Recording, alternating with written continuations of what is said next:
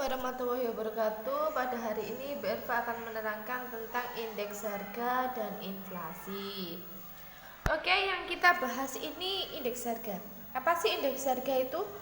Indeks harga adalah perbandingan antara harga suatu barang dalam tahun yang dihitung dan harga rata-rata untuk tahun dasar. Jadi di sini minim ada dua, ada tahun dasar yang digunakan sebagai pembanding, ada tahun sebelumnya itu, sama tahun yang akan dihitung untuk indeks harganya. Oke. Kemudian yang kedua, tujuan penghitungan indeks harga. Yang pertama, barometer kondisi ekonomi secara umum. Jadi menggambarkan kondisi ekonomi secara umum. Yang kedua, pedoman untuk berbagai kebijakan dan administrasi perusahaan. Karena dengan adanya indeks harga ini kita dapat mengetahui tingkat inflasinya berapa. Yang ketiga, sebagai deflator. Deflator itu adalah suatu alat yang digunakan untuk mengukur besarnya deflasi. Yang keempat, pedoman pembelian berbagai jenis barang. Yang kelima, pedoman dalam mengatur gaji buruh atau menyesuaikan gaji buruh saat terjadi inflasi. Lanjut, indeks harga dibagi menjadi ada 4 ya, ada indeks harga konsumen, produsen, indeks harga petani, sama indeks harga implisit. Yang pertama kita bahas itu adalah indeks harga konsumen ya. Yang dimaksud dengan indeks harga konsumen itu perubahan harga barang dan jasa yang dikonsumsi dari waktu ke waktu. Jadi ini merupakan salah satu indikator ekonomi yang memberi informasi tentang harga barang dan jasa yang dibayar oleh konsumen ya. Jadi perhitungan IHK ini untuk merekam perubahan harga beli di tingkatnya konsumen dari kelompok tetap barang dan atau jasa, oke, yang dikonsumsi masyarakat ya. Ciri-ciri IHK ini apa saja? Yang pertama, mengukur harga barang dan jasa yang dibeli konsumen.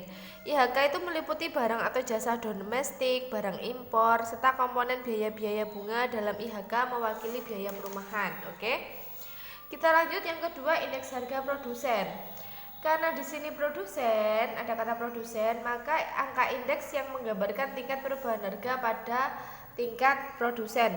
Ini adalah indeks harga produsen. Ciri-cirinya apa saja?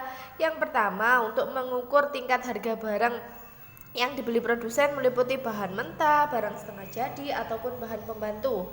Yang kedua, mengukur indeks harga pada awal sistem distribusi atau penyaluran barang atau jasa. Sementara yang ketiga, sebagai indikator perkembangan siklus bisnis dalam suatu negara. Ya, itu tadi.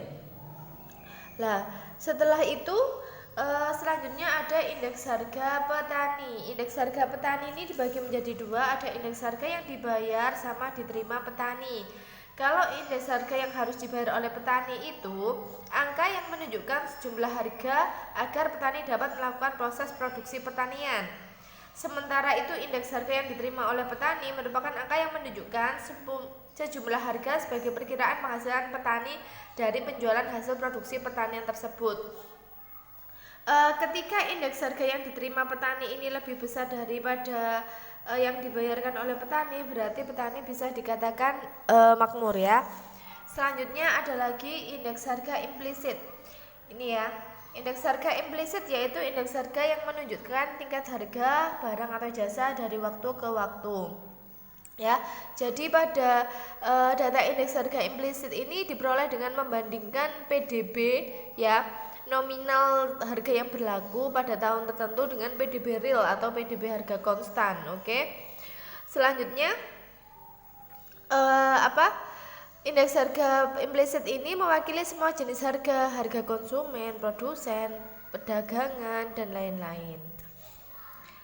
Yang kedua, metode perhitungan indeks harga ini sebenarnya ada dua, ada indeks harga tidak tertimbang sama indeks harga tertimbang. Yang kita bahas dulu adalah indeks harga yang tidak tertimbang. Ya, dirumuskan dengan IA sama dengan ini ya, sigma PN per sigma P0 dikalikan dengan 100%. Ya, PN itu adalah harga pada tahun ke N. Sementara P0 itu adalah harga pada tahun ke 0 atau sebagai tahun dasarnya. Ini cara penghitungannya. Misalkan ini ya, Ini caranya gimana? Yang kita gunakan tahun dasar itu adalah tahun sebelumnya. Ya, pada saat harganya stabil ya. Ini adalah tahun dasarnya. Kita jumlah dulu. 150 tambah 200 tambah 100 ketemu 450. Kemudian harga tahun yang ditanyakan kita jumlah ketemu 600. Kita masukkan ke rumus.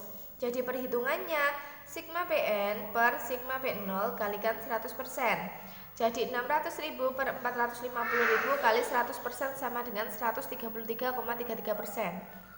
Apabila ditanya berapa indeks harganya, indeks harganya adalah 133,33%. Kalau ditanya berapa kenaikannya, maka 133,33% ini dikurangi dengan 100, ketemu dengan 33,33%. Itulah kenaikan atau inflasinya. Dari penjelasan Bu Erva, apa ada yang ditanyakan?